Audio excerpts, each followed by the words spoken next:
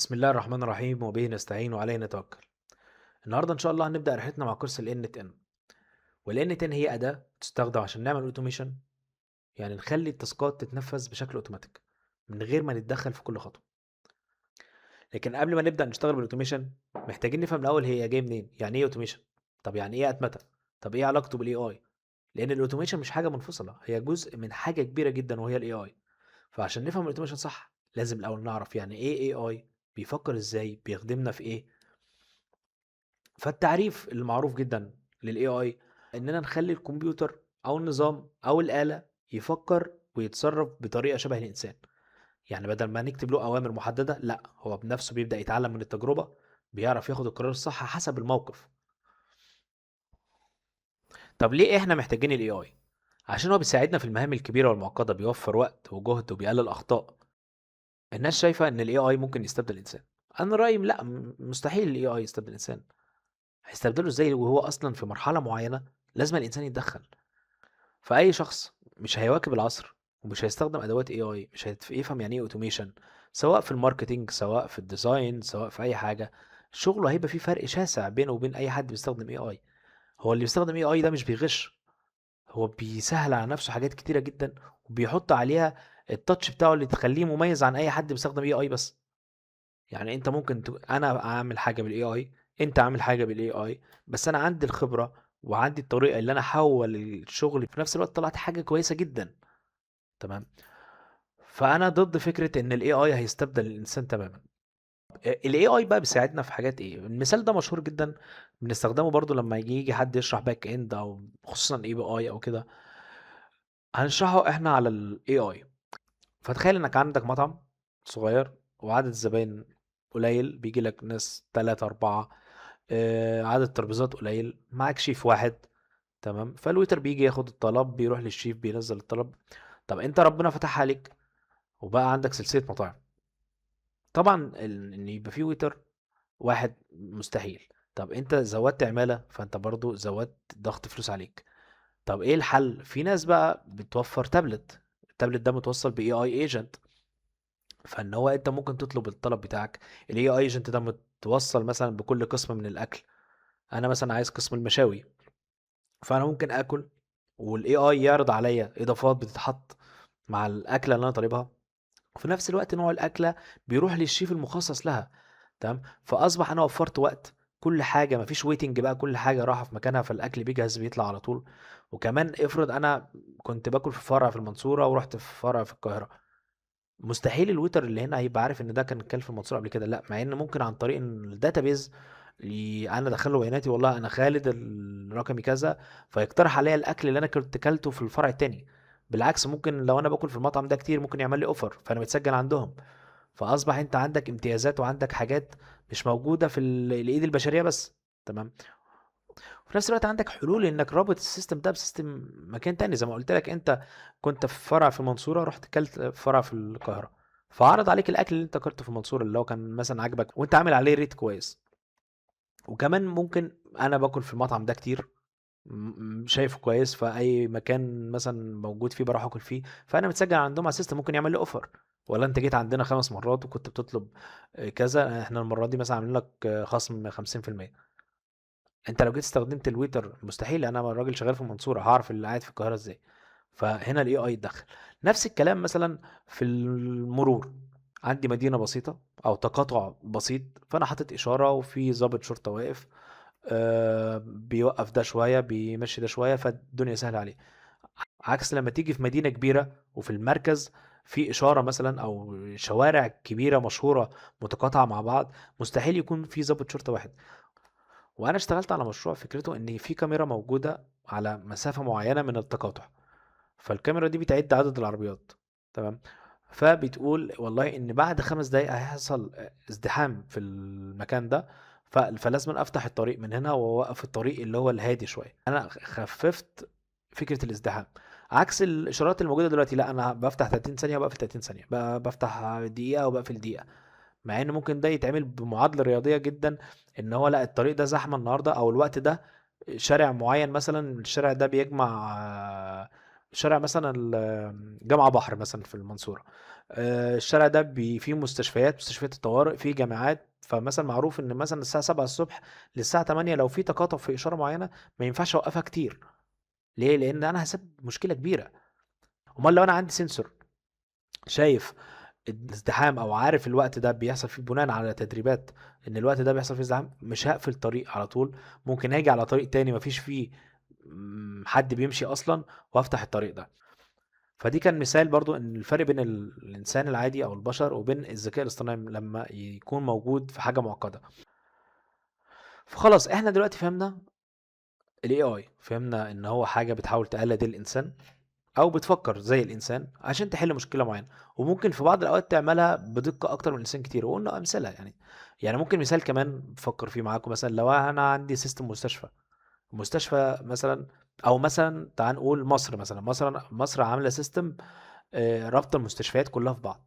فالراجل ده دخل مستشفى معينه في يوم معين، لا قدر الله تعب في مكان تاني، فالسيستم ده لو مرتبط مع بعض والراجل ده دخل في مكان تاني زي ما قلنا، فانا هقدر الحقه لان انا معايا تاريخه المرضي، وبناء على بيانات عارف تاريخه المرضي، عارف هو ممكن يكون بيعاني من ايه، فانا اقدر الحقه بدل ما اقعد اكشف عليه تاني وده اقول له طب روح هنا طب روح هنا. فانا عندي سيستم متكامل بين المستشفيات كلها بتاريخ مرضي بتاع كل واحد بداتابيس كبيره، اقدر اعرف كل واحد واقدر الحقه لو هو جاي لي في حاله طارئه. فاحنا دلوقتي عرفنا الاي اي، وعرفنا ان هو بيحاول يفكر زي الانسان، واوقات بيعمل تاسكات احسن من الانسان بكتير. فعشان نوصل للاوتوميشن، ويعني ايه اوتوميشن، لازم نعرف الاي اي او اشهر فروع الاي اي اللي هي اصلا المودلز اللي بتخش في الاوتوميشن. تمام. فانا جبت اشهر 4 مسارات في الاي اي، اللي هو زي ال NLP Natural Language Processing، الكمبيوتر فيجن، الرينفورسمنت الار ال، واذر برانشز. هنا ممكن نقول اي مثال تاني مشهور برضو. انا جبت المسارات ديت لان كل اصلا فرع فيهم في ناس بتقعد سنين تدرس فيه. فاللي انا هقوله دلوقتي ده مش معناه انك فهمت كمبيوتر فيجن، مستحيل، ولا 1% من الكمبيوتر فيجن. اللي انا هقوله دلوقتي ان انا هفهمك ازاي الموديل ممكن يفهم الصورة، ممكن يفهم تكست، ممكن يفكر من نفسه من غير اي حاجة. بس ده مش معناه ان انت كده فهمت NLP او انت فهمت كمبيوتر فيجن او RL، مستحيل. كل فرع من ده في ناس متخصصين وفي ناس دكاترة قعدوا سنين طويلة عشان يدرسوه. بس انا هقول لك الكور بتاع كل واحد، وازاي الموديل اللي احنا هنستخدمه في الاوتوميشن جاهز اصلا. يعني الناس عملت الحاجات ديت وانت هتستخدمه جاهز في ال N10. ازاي وصل لكده؟ هنبدا بال NLP اللي هو Natural Language Processing. فال NLP بيخش في حاجات كتير جدا في حياتنا. تمام. مثلا حاجه زي اللي هو الشات بوت. تمام. بتتكلم شات جي بي تي كل يوم، بتتكلم جيميناي كل يوم. الترندات اللي طالعه مثلا على نانو بنانا، اعمل لي صوره مع كذا، اعمل لي صوره مع الفنان معين، وحد والده متوفي مثلا فبيديله بروموت معين ان هو يعمل له الصوره ويعمل ميرج بين الاثنين. فده الشات بوت. وطبعا غير الناس اللي بتستخدمه في حاجات علميه، يعني غير الحاجات اللي مش عارف في مصر احنا بنستخدمه في حاجه تانية خالص. امال بقيه الناس بنستخدمه في حاجات علميه. الماشين ترانسليشن، الترجمه، انت بتترجم برضو. الناس كلها دلوقتي بدات تترجم على الشات بوت، بس كان موجود جوجل ترانسليت قبل كده. تمام. في ان انا الخص الكتاب، ده بناء برضو على ال NLP. يعني انا بقول لك بعض المشاريع اللي بتتعمل بال NLP، وهشرح لك ال NLP ازاي بيفهم اصلا، ازاي الكلمه بتتفهم او ازاي الموديل بيفهم ان دي كلمه معينه وعلاقتها بالكلام التاني. فانت دلوقتي عندك زي ما قلنا الشات بوت، عندك تحليل مشاعر. عندك مثلا شركة معينة بتعمل ريت معين، فاتضح خلال اسبوع او خلال شهر ان هي لما نزلت عرض معين ما كانش احسن حاجة والناس ما كانتش راضية عليه. فخلاص انا فهمت ان انا مش هعمل ده بناء على ايه؟ بناء على الكومنتات. مثلا حد عامل هاشتاج عن المنتج بتاعي، فانا دخلت لقيتهم 100 واحد بيشتم و10 بيشكروا، فاكيد عندي مشكلة. نفس الكلام لو انا برن عليهم فويس، اكيد بسجل المكالمه والمكالمه بتتحول لتكست، فبناء على التكست انا فهمت هو متضايق ولا فرحان. نفس الكلام في السمرايز. انا عندي كتاب مثلا عايز اطلع اهم نقط فيه عشان استخدمه في حاجه معينه، ما عنديش وقت مثلا اقرا الكتاب كله، انا عايز نقطه معينه فيه، فخلاص ده عن طريق NLP. برضو الترجمه، الترانسليت، جوجل ترانسليت كان موجود وما زال موجود. هو ممكن شات جي بي تي اقطع عليه شويه، لان كان زمان جوجل ترانسليت بيترجم حرفي بس دلوقتي بقى كويس. ما علينا يعني. بس ده كان برضو احد مشاريع ال NLP. طب تعالى نفهم ال NLP اصلا ازاي، يعني ايه الكلمه تتفهم ازاي او الموديل بيفهم الكلمه ازاي. هنجيب جمله ونبدأ نشوف الكور بتاع ال NLP، وده اشهر حاجه موجوده اللي هو الاتنشن. حاجه اسمها اتنشن اول يو نيد، مقاله نزلت في 2017 قلبت الدنيا في ال NLP او في الاي اي عامه، لان اتبنى عليها حاجات كتير جدا. فانا هقول لك نبذه بسيطه عنها. ده يعني انت عشان تقرا في المقاله دي، هي بحر وعلم. تمام. فتعال نتخيل معانا خالد، الجمله ديت، ده الميكانيزم بتاع الاتنشن. خالد لفظ كود. تمام. فانت دلوقتي عندك جمله، فانت دلوقتي الجمله ديت عشان نحللها، نشوف مثلا لو احنا هنعمل تحليل مشاعر للجمله ونشوف هل خالد حابب البرمجه ولا لا، خالد بيحب الاي اي او لا، او علاقه او نترجم الجمله دي اصلا، او علاقه الكلام ده ببعضه او بالجمله اللي بعدها. فتعالى نفصصها مع بعض كده ونشوف كل كلمه بتتربط ازاي بالكلمه اللي بعدها. فانت عندك خالد، تمام، بيطلع او كل كلمه بيطلع منها ثلاث حاجات. ايه هي الثلاث حاجات؟ الكي اللي هو في النص، الكويري اللي هو السؤال، الفاليو. سيب الفاليو دلوقتي، هنتكلم عن الكي وعن الكويري. طب الكي دي معناه ايه؟ اللي هو والله انا بحمل ايه، انا خالد ده عباره عن ايه؟ عباره عن فاعل، اسم نون، اسم انسان. ده كله عباره عن فيكتور انا متدرب عليه، فانا عارف ان الاسم ده الموديل يعني متدرب عليه. فانا عارف ان ده اسم، وده ممكن يكون فاعل وممكن يكون عاقل. فخلاص انا حطيته في ماتريكس معينه، خلاص عملت مصفوفه بالارقام اللي انا متدرب عليها. تمام. فدلوقتي ده الكي. بيطلع من اللف اللي هو الفعل. تمام. كويري بيسأل ايه؟ بيقول انا رايح فين. انا عندي كل كلمه بيطلع منها ثلاث حاجات. كويري سؤال، والسؤال هنا اللي هو انا هروح لمين. يعني انا ككلمه، انا خالد مثلا، هروح للكلمه اللي بعدي هي ايه، وعلاقتي بيها ايه. انا فاعل، هل هي فاعل؟ طب انا فاعل، هل هي الفعل بتاعي؟ ده بالنسبه للكويري، ده السؤال. الكي اللي هي الاجابه. فانا لو انا طالع بكويري، فالكويري هيروح للكي للكلمه الثانيه. فانا اصبح عندي كويري اللي هو انا رايح لمين، عندي كي اللي هو، طب اللي هو الكلمة التانية بقى اللي هو انا الإجابة بتاعت الكويري اللي هو والله انا فعل وجاي مع الفاعل. تمام. ضربت الاتنين في بعض، طلع في سيميلاريتي بينهم، في نسبة كبيرة من التشابه، او نسبة كبيرة. انا عارف ان خالد ده بيجي مع الفيرب ده، خلاص فرحت مديله النسبة. النسبة دي يعني انا ضربت دلوقتي الكي في الكويري. النسبة دي بتعدي على حاجه اسمها سوفت ماكس، لانه بيبقى رقم كسر، فالسوفت ماكس بتحولها للنسبه، فبتطلعها زي ما في السلايد كده 90%. تعال بص بقى نشرح الكلام ده على السلايد.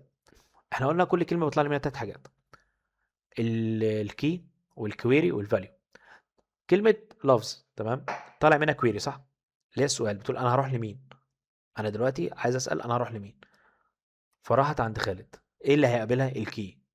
فخالد يقول لها والله انا ككي انا راجل فاعل، آه، فانا مفرد فطبيعي يجي معاكي اس، فالمصفوفه بتاعتي عباره عن كذا. هو بناء على اللي اتدرب عليه، هي هنا مش فيش قاعده نحويه، هو اتدرب على مليارات الجمل، ففهم ان الفعل بيجي مع الفعل. مفيش قاعده نحويه الا ما كانش حد غلب ان انا افهمه قاعده نحويه بالعربي او قاعده نحويه بالانجلش او كده. لا، هو اتدرب على ملايين الجمل، ففهم ان على طول الفعل بيجي مع الفاعل، فمتصنف عني ان اللفظ دي فعل وان خالد ده الفاعل، خلاص فجيت مع بعض.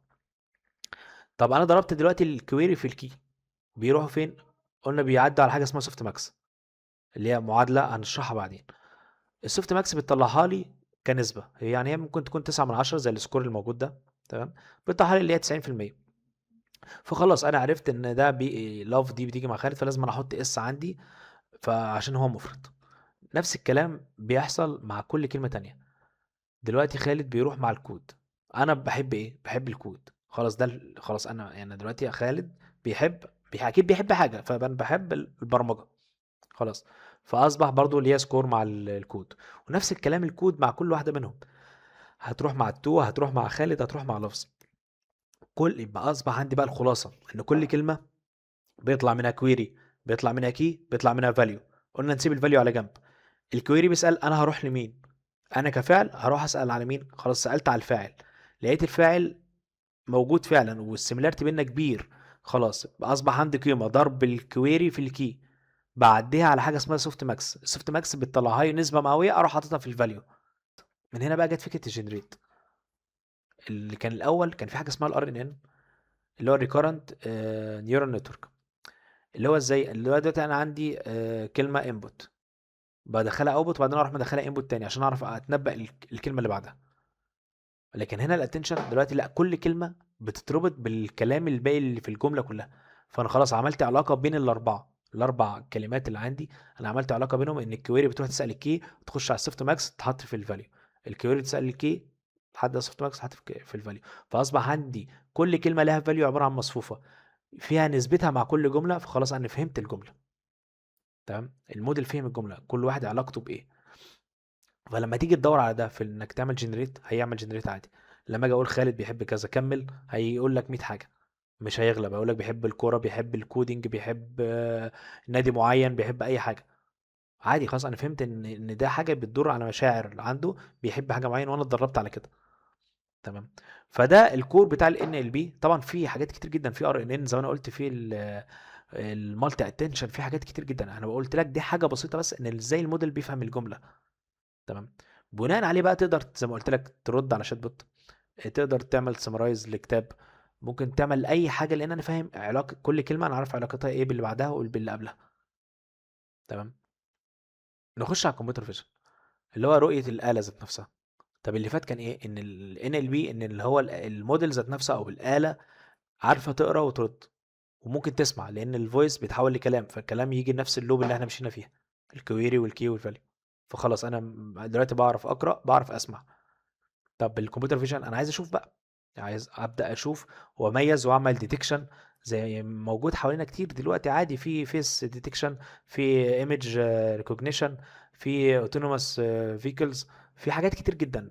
تمام. ممكن اشخص مرض عن طريق الموديل، بناء ان انا مدربه على كميه اكس راي معينه. فخلاص هو فهم ان المريض لما بيبقى عنده جزء ده في الاكس راي، خلاص هو كده مريض. طب هو ما عندوش، يبقى هو مصنف ان هو مش مريض. تعالى بقى نفهم ازاي برضو الموديل بيفهم الصورة. فاحنا عندنا نوعين مشهورين جدا في الكمبيوتر فيجن. تمام.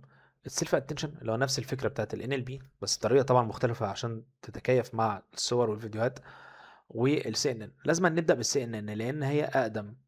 تمام. ولسه شغالة لغاية دلوقتي، واشهر المودلز بتاعتها اللي هي اليورو. فتعالى نبدأ بالسي ان ان، اللي هي الطريقة القديمة. تعالى نقدر نتخيل ان هي عدسة مثلا، عدسة صغيرة اسمها فلتر، تمام، او الكيرنل، بتمشي على الصورة مربع مربع، تبص على كل جزء صغير فيها. الفلتر ده بيلاحظ حاجات بسيطة جدا زي ايه؟ الخطوط، الزوايا، الدوائر، الوان غامقة، الوان فاتحة. فكل مرة الصورة بتعدي من خلال الفلتر، بيتعلم الموديل ملامح صغيرة منها. مع الوقت لما يشوف صور كتير اثناء التدريب، بيبدأ يفهم بقى ايه، ان مثلا الكلاب فيها منحنيات، الملامح بتاعت الصورة ناعمة شوية، الودان عند الكلاب اطول شوية من القطط. يبدأ يقارن، يبدأ يشوف. فمع الوقت مثلا العربيات فيها منحنيات معينة، بيبقى في كشافات في الاول، لا بيبقى في شكل شيب معين للعربية. فخلاص مع الوقت ده انا اتدربت على 100 صورة، الصور دي بتحول لبيكسلز. فانا فهمت ان الصوره اللي انت بتصنفها لي، مع انا بقول له ان الصوره دي صوره عربيه، فجمعت، خلاص جمعت ان اي صوره عربيه بيكون فيها منحنيات معينه. الكلاب فيها منحنيات وملامح ناعمه شويه، بيكون ودانها اطول من القطط شويه. فكل ما يشوف صوره جديده، يقارن اللي شافه باللي اتعلمه قبل كده، ويقول ايوه دي شبه العربيات اللي انا شفتها قبل كده، يبقى دي عربيه بنسبه 90%. ده ابسط حاجه تخليك تفهم ازاي الموديل بيفهم الصوره. يبقى احنا دلوقتي عندنا الفيديو بيتحول لايه؟ فريم. الفريم بيتحول لبيكسلز. البيكسل دي عباره عن مصفوفات وارقام. فانا لما باجي اقول له ان الصوره اللي جايه لك دي، وانا بدربه خلاص لسه في الاول، ان الصوره اللي جايه لك دي صوره عربيه، فانا بفهم ان ال 100 صوره او ال 1000 صوره اللي دخلوا لي، المنحنيات اللي شبه بعض دي اديني شيب بتاع عربيه. فانا خلاص فلما يجي يدخل لي صوره عربيه، حتى لو موديل انا ما اتدربتش عليه، بس انا فاهم ان المنحنيات، وان في كشافين قدام، في كشافين ورا، في عجلات، في مش عارف كاوتش، خلاص انا فهمت ان ده صوره العربيه. تمام. فهو ما بيحفظش الصوره، هو بيتعلم الملامح اللي بتميز كل نوع. وده بيحصل عن طريق الفلاتر الصغيره اللي بتمشي وتتعلم الانماط خطوه بخطوه. بس كان في بقى مشكله صغيره في السي ان ان. السي ان ان شاطره جدا في انها تلاحظ التفاصيل الصغيره، لكن احيانا بتفصل الصوره عن بعضها، يعني ممكن تشوف مثلا كشاف وعجله بس ما تفهمش انهم نفس العربيه، لانها بتركز على كل جزء لوحده. وهنا بقى ظهر النوع الجديد او الجيل الجديد بتاع الاتنشن. يبقى دلوقتي السي ان ان، انا بديتكت، بمشي على بيكسل بيكسل واجمع على بيكسل بيكسل واجمع لغايه لما الاقي شكل انا كنت متدرب عليه قبل كده. بس هل ممكن الاوبجكت ده اعرف افصله على الباك جراوند؟ لا. يعني انا اقدر مثلا كسي ان ان اشوف ده له علاقه بالباك جراوند ولا لا. يعني مثلا كلب ووراه حيطه، انا اقدر اقول ان اللي وراه ده حيطه وده كلب، لا، وانا عملت مربع ان ده كلب، بس ما اقدرش افصل اللي وراه. فده الجيل الجديد اللي ظهر من الاتنشن، نفس الفكره بتاعت ال NLP هناك، بس هنا بنطبقها على الصور. بيقف بيشوف الصوره كلها مره واحده، زي ما كان هناك بيشوف الجمله كلها مره واحده، ويبدا يسال، بيبدا بيطلع من كل بيكسل يسال التاني. هنا مثلا هو واقف في البيكسل اللي في النص، تمام. والله انت عباره عن ايه؟ انا عين الكلب، وده الرقبه بتاعت الكلب، وده رجله. فخلاص انا بدات بناء على اللي انا اتدربت عليه اقول ان الشيب ده عباره عن الكلب، واللي وراه الباك جراوند، واللي تحت العشب. فانا قدرت افصل ده عن ده، تمام. فلو هنعمل مقارنه بسيطه بين السي ان ان، طبعا فروق كبيره. لو هنعمل مقارنه بالسي ان ان والاتنشن، زي ما احنا عارفين خلاص السي ان ان ما بيقدرش، هو سريع جدا، السي ان ان سريع، بس ما بيقدرش يفصل الصور عن بعض، ما بيقدرش يفصل الصورة عن الباك جراوند اللي وراه، تمام. طب هل لما الاتنشن ظهر لغى السي ان ان؟ لا، عادي. في ناس شغال على حسب انت التاسك بتاعك محتاج ايه. لو انت محتاج موديل سريع جدا بيشوف الصورة مرة واحدة وبيطلع كل الكائنات اللي فيها في نفس اللحظة، ده زي اليولو اللي هو يو اونلي لوك وانس. طب اليولو ده شغال بايه؟ شغال بسي ان ان. طب في حاجة تانية مبنية مثلا على ايه؟ انا عايز، لا، انا عايز حاجة دقتها عالية جدا في الصور المعقدة، فهو بدأ ياخد بقى مكان السي ان ان في الجزء ده في اغلب المجالات، حاجة اسمها الفيجن ترانسفورمرز، مبنية على الاتنشن، تمام. فالنوعين موجودين على حسب التاسك بتاعك، على حسب انت بتعمل ايه. يعني مثلا انا برجح لو حاجة في الريال تايم اشتغل سي ان ان، عربية معينة، عربية في مرور، هات الرادار، اشتغل سي ان ان. حاجات مثلا في العمليات وحاجه معقده جدا، لا، اشتغل اتنشن، وهكذا. فدلوقتي احنا ايه علاقه برضو الكمبيوتر فيجن بالاوتوميشن؟ دلوقتي انت عندك خلاص، انت عندك يعني الموديل انت محتاجه يشوف، زي ما احنا قلنا الموديل محتاجه يتكلم محتاجه يفهم الكلام، ومحتاج ان هو يسمع. فدلوقتي خلاص بقيت عارف ان الموديل بيفهم ازاي الكلام، وبيسمعه ازاي، وبيشوفه ازاي، تمام، او بيشوف الصور، بيشوف الرؤيه ازاي. عايز اقول حاجه قبل ما نخش على النوع الثالث اللي هو الار ال، ان اللي اتكلمنا عنه في ال NLP او كمبيوتر فيجن هو بس الكور او الاساس اللي الموديلات دي مبنيه عليه. احنا ما دخلناش في العمق، احنا بس بنفهم المبدأ العام، ازاي الموديل بيتعلم بيفكر عشان يقدر يخدم الاوتوميشن. فال NLP مثلا اللي شرحناه هو جزء بسيط اللي هو اللي اسمه الاتنشن، لكن جواه عالم كبير جدا من المودلز. في اللي بيفهم المعنى ويرد زي الشات بوت، في اللي بيحلل مشاعر، في اللي بيعمل ترجمة، وفي اللي بيفهم الكلام الصوتي زي الأنظمة تحويل الصوت للنص زي ما قلنا. لكن تحت سطح كل ده مبنية على انواع مختلفة من الشبكات، في الار ان ان اللي احنا قلناها، في السي ار ان ان، في الاتنشن، في المالتي اتنشن. المالتي اتنشن ده جبار. يعني العلماء لاحظوا ان الموقف ساعات بيحتاج اكتر من تركيز واحد. يعني الموديل ممكن في نفس الوقت يركز على المعنى، يعني مثلا ممكن الكلمة تطلع اتنشن يركز على المعنى، اتنشن يركز على الترتيب، اتنشن يركز على السياق العام، تمام.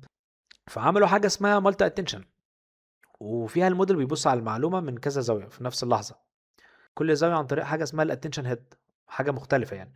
وفي الآخر بيجمع كل التركيزات دي مع بعض عشان يكون فهم أوسع وأدق. تقدر تقول إن المالتي اتنشن ده زي ما يكون عندك عين أو كذا عين، كل واحدة بتشوف مشهد من زاوية مختلفة، وفي النهاية الموديل يجمعهم مع بعض ويشوف الصورة كاملة بوضوح. نفس الفكره في الكمبيوتر فيجن اللي شرحناها هناك، هو مجرد مدخل بسيط، لكن في الحقيقه في مجالات كتير جدا، موديلز كتير جدا، في سي ان ان، في اليولو اللي مبني على السي ان ان، في الفيجن ترانسفورمرز اللي مبني على الاتنشن، في حاجه اسمها الديتر، في كذا حاجه، في يعني في موديلز. اللي انا قلته لك دلوقتي ده مش معناه انك فاهم كمبيوتر فيجن، انا اديتك الاساس ان الموديل ازاي بيشوف الصوره، عشان لما تيجي تعمل جنريت لصوره او تيجي تعمل اوتوميشن بيحلل حاجه معينه، تبقى انت فاهم هو اتعمل ازاي، تمام. فالخلاصة عشان نبدأ ما نطولش في الجزء ده قبل ما نخش في الجزء الجاي، اللي شفناه في ال NLP كمبيوتر فيجن هو القشرة السطحية بس من الذكاء الاصطناعي، بس هو كفاية يفهمنا المبدأ الأساسي، ازاي الموديل بيتعلم من البيانات ويفكر بطريقته للخطوة الجاية. تعالى بقى نرجع نثبت قبل ما نخش على النوع الثالث، نثبت فكرة ال CNN والاتنشن عشان ننقل من على الكمبيوتر فيجن. دلوقتي عندك عربية، فانت عايز تعمل ديتكت للعربيه وتقول ان دي كار. تمام. فانت عندك نوعين، قلنا الاولاني اللي على الشمال السي ان ان، الكيرنل ده اللي هو الفلتر، اللي هو احنا قلنا العدسه اللي بتمشي على بيكسل بيكسل عشان تشوف هل دي حاجه انا اتدربت عليها ولا لا. فانت عندك سي ان ان 3 في 3 بيمشي على كل الصورة لغاية ما يلاقي مثلا كشاف، انا اتدربت عليه قبل كده، فيبدأ ياخد كل جزء لوحده ويبدأ يجمعه. فخلاص دي عربية انا اتدربت عليها قبل كده، خلاص حطها على جنب. احنا قلنا الاتنشن نفس الفكرة بتاعت الكويري والكي والفاليو. مثلا لو انت شايف الكويري اللي في النص بيسأل كل البيكسلز الموجودة، فكل البيكسلز بترد عليه بكي. والله انا جزء من العربية، انا الكشاف، انا المراية، انا الجزء بتاع الاكسدام اللي تحت. فاصبح برضو انا اتدربت على الحاجه دي، فربطت العربيه كلها ببعض، عكس السي ان ان اللي ما بيبقاش عارف الجزء ده مربوط بالتاني ولا لا. تمام. خلاص نبص للصوره اللي تحت، خلاص بيبدا بقى كل كويري بيخش، الكويري بتضرب في الكي فبيخش على سوفت ماكس فبيطلع نسبه مئويه. فخلاص انا عملت بناء على المصفوفه الاخيره ديتكت ان الفاينل بريدكشن ان ده اوبجكت ديتكشن لكار 98% زي ما حضرتك شايف. فانا خلاص فهمت ازاي الموديل بيفهم الصوره وبيفهم الفيديو. فانا عايز مثلا اعمل منشن لاستخدام معين كده، كان عاجبني جدا لما تسلا استخدمته. ثانيه واحده، ممكن نشوف المثال ده مع بعض. تمام. باي ذا واي باشمهندس هشام عاصم من احسن الناس في الاي اي والان ال بي. تمام، خصوصا الان ال بي يعني. كان عامل كورس كويس جدا على الماشين ليرنينج والديب ليرنينج. فهو كان منزل هنا، كان بص ده عجبني قوي عشان كنت متابعه، ان تسلا كان في حد قبل ما نشغل الفيديو، ان في حد العربيه كانت ماشيه هي ذاتيه القياده، ما فيش حد سايقها، عربيه ذاتيه القياده ما فيش حد سايقها، فهي ماشيه في طريق معين.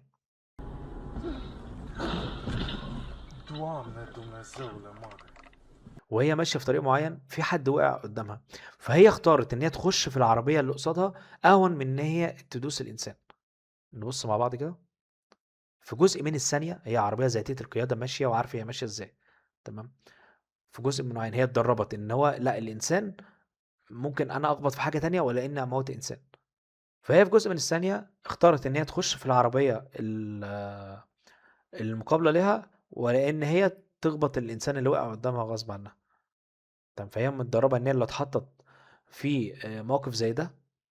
أنت بقى بتبقى مجمع كل الاحتمالات، أو أنت في AI بقى دلوقتي بيفكر إيه أهون. تمام. في برين جوه إيه أهون، إن أنا أخش في الآلة المقابلة، ولا يعني الدمج هيكون إيه، إن أنا أخش في العربية اللي جاية قصادي، ولا إن أنا أخبط الإنسان. فده كانت حاجة مبهرة جدا من تسلا الصراحة.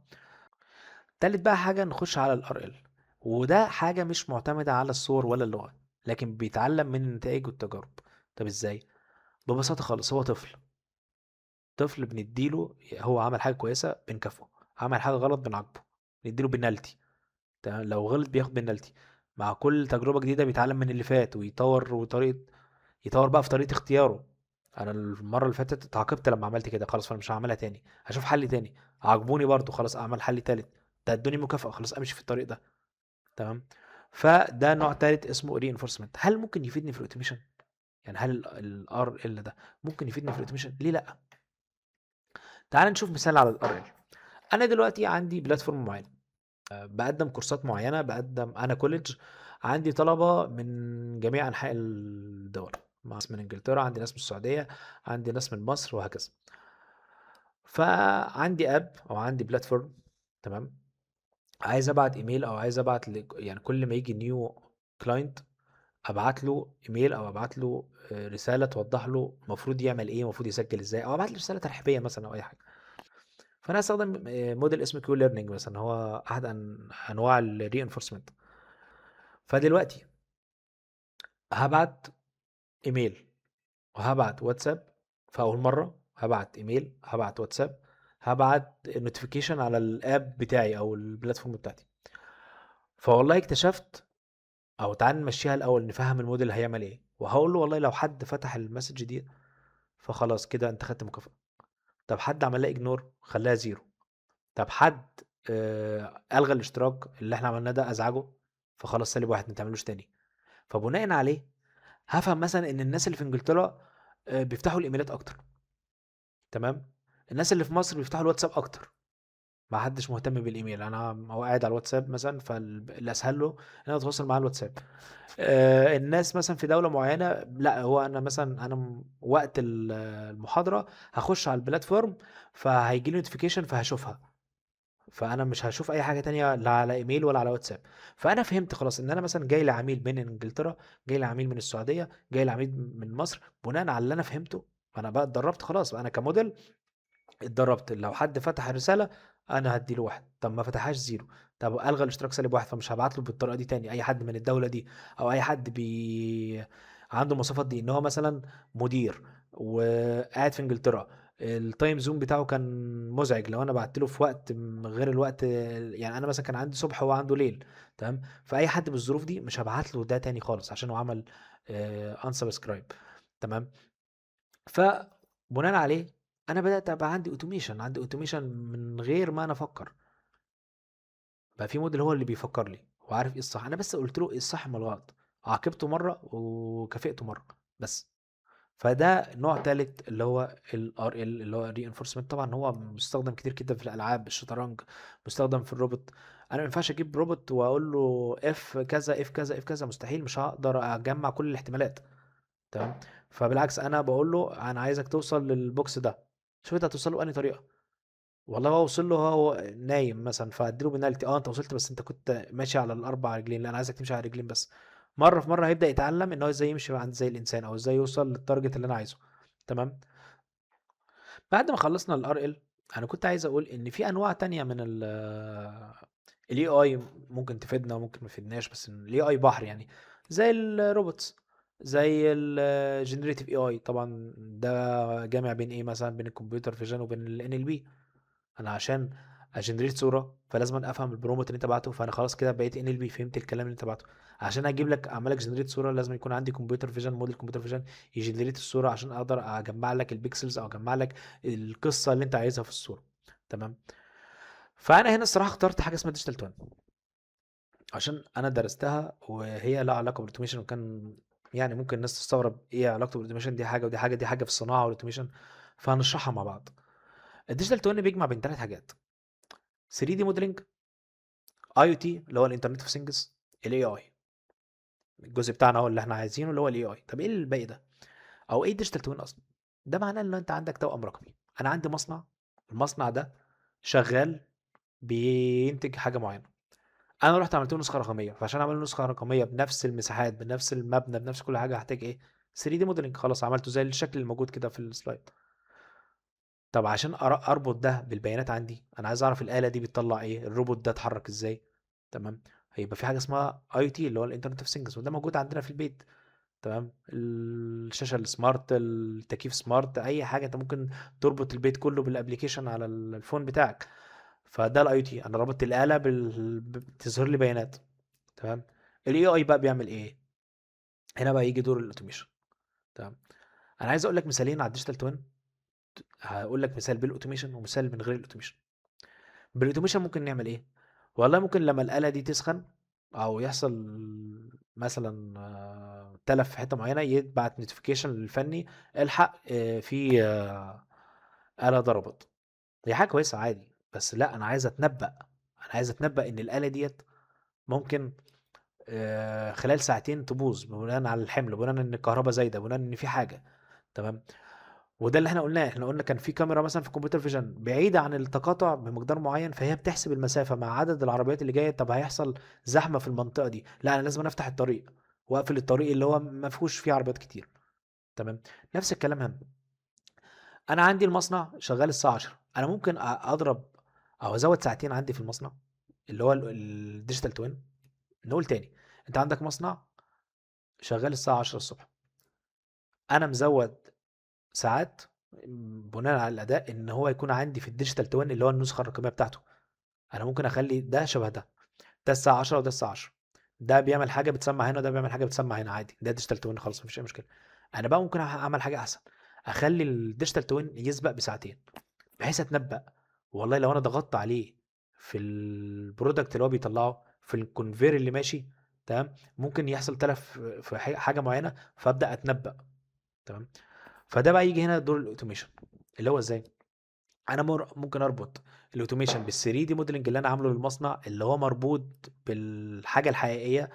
يبقى ده شغال الساعه 10 والاوتوميشن الديجيتال توين عندي شغال الساعه 12. فابقى عارف ان مثلا بعد ساعتين هيحصل خطأ في منطقه معينه، فابعت ايميل، فالايميل ده يروح للفني، فالفني يجي يلحق.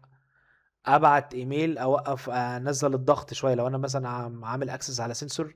فانا لا، ممكن السنسور ده يديني اي الارم، لازم اقلل الميه شويه، لازم اعلي حاجه معينه وهكذا.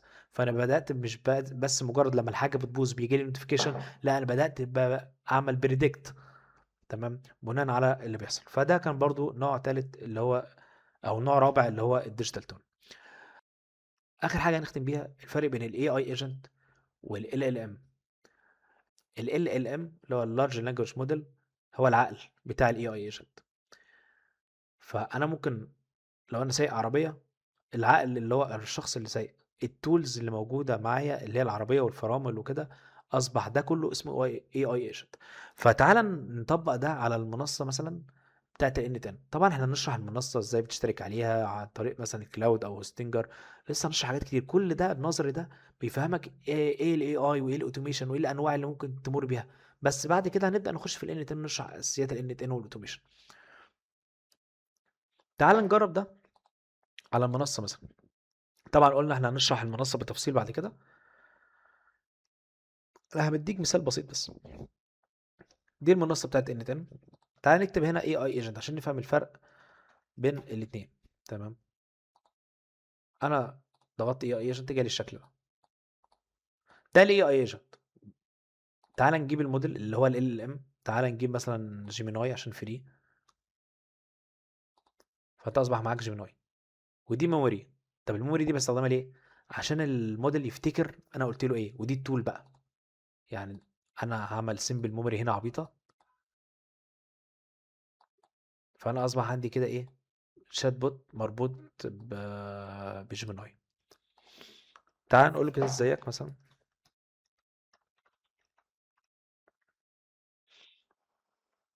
رد عليا الحمد لله بخير، انت عامل ايه؟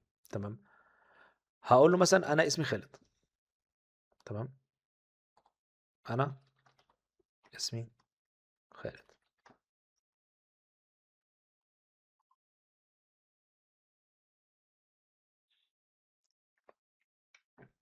قال لي اهلا بيك خالد، تشرفنا، انا مساعد ذكي، ازاي اقدر اساعدك، مش عارف ايه. احنا قلنا دلوقتي الفرق بين الاي اي ايجنت والال ال ام ايه. ده ال ال ام ده العقل، دي العضلات اللي بيتركب فيها التولز. التول هنا ايه، ميموري، اللي هو يفتكر هو قال ايه. تعال نشيل الميموري كده، خلاص احنا شلنا الميموري دي دلوقتي مش متوصله. انا قلت له ان انا اسمي خالد، صح؟ تعال نساله تاني كده عن اسمي ايه. شوف هيقول لي ايه.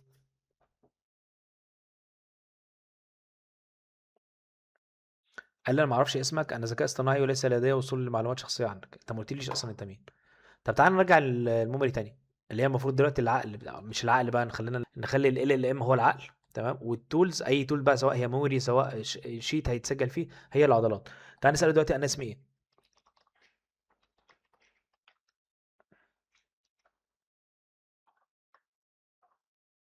قال لي اسمك خالد، زي ما قلت ليا اقدر اساعدك ازاي يا خالد.